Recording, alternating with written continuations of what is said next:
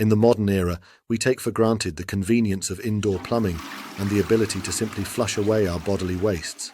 But in medieval England, human waste disposal was a much more hands-on and unpleasant affair. Today, my friends, we will be delving into medieval. Sounds a bit whiffy to me. Towards the end of the 14th century, London, with a population of around 30,000, had only 16 public latrines known as houses of easement.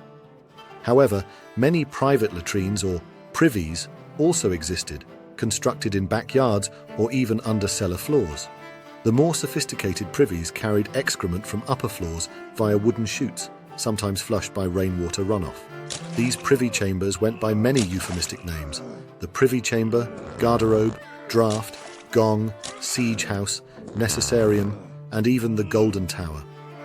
The English have always been rather good at giving perfectly dreadful things delightfully whimsical names. The kind of toilet someone could use in medieval times depended a lot on their wealth and status. For rich people living in castles and manors, they had their own private toilet rooms called garderobes. Today we think of a garderobe as a closet for clothes, but back then it meant a small private room. These garderobes for the upper classes had a simple design. They had a wooden bench or seat built over a hole, with a long chute underneath to carry away the waste. Ideally, the chute from a castle's garderobes emptied into a nearby river or stream to wash everything away. In London, the garderobes of wealthy homes often drained right into the River Thames. In other places, waste ended up in a cesspit. As most cesspit chambers were not fully watertight, liquid waste would gradually drain away, leaving solid waste behind. This solid night soil, as it was called, required regular removal, a foul-smelling and hazardous task. Shoveling for a living wasn't for everyone. The job fell to Gongfarmers, or Gongfarmers, so named from the Old English gang, meaning to go. Every few years, these workers would arrive, and then, sometimes up to their waists in excrement, dig out and cart away the accumulated night soil. It was undoubtedly an unpleasant occupation, but one that was surprisingly well compensated, proving yet again that where there's muck, there's brass. And let's not get into medieval wipes. Accounts show Gongfarmers in 15th century London earned around 2 shillings per ton of waste removed, and they were sometimes paid in valuable commodities like beeswax candles, reflecting the essential nature of their work. For the lower classes living in villages and towns, communal outhouses were the primary facility. These wooden huts were constructed over deep cesspit holes and could go around a year between emptyings if properly maintained. When it came time, the Gongfarmers would arrive under cover of night to do their foul labours. Teams of 3 or 4 men would descend into the cesspit chambers. One would shovel the solid waste into buckets that another would pull up via rope, while the others would cart it away to disposal sites outside town boundaries. The solid night soil could sometimes be sold to farmers as manure for fields. A significant portion of London's cesspit contents ended up at dumps like the aptly named Dung Wharf, later the Mermaid Theatre site, from where it was barged to fields or gardens for use as fertiliser. Some dumps grew immense, like Mount Pleasant in Clerkenwell, which occupied 7.5 acres by 1780. Failure to properly dispose of waste could result in harsh penalties. One London gong farmer, who poured effluent down a drain, was shoved into one of his own waste pipes filled to his neck, before being publicly displayed on Golden Lane with a sign detailing his crime.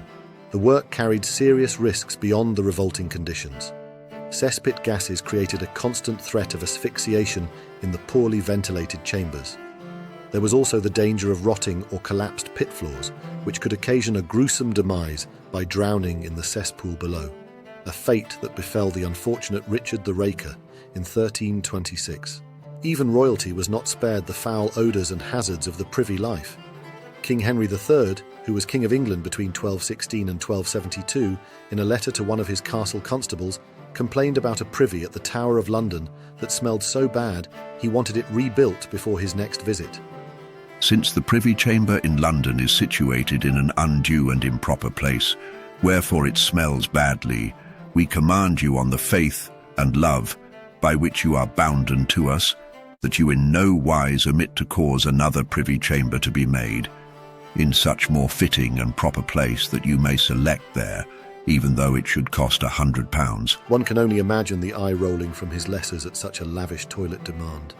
During her reign, Queen Elizabeth I would temporarily relocate from Hampton Court until the annual cesspit emptying was complete, so offensive was the stench.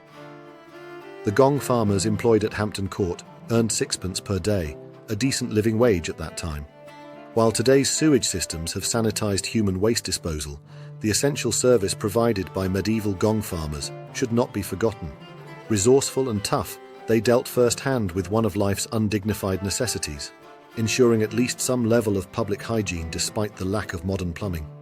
Their nighttime excursions into the bowels of medieval society were dirty, dangerous, and definitely draining, but formed a vital occupation that kept feudal England from drowning in its own filth.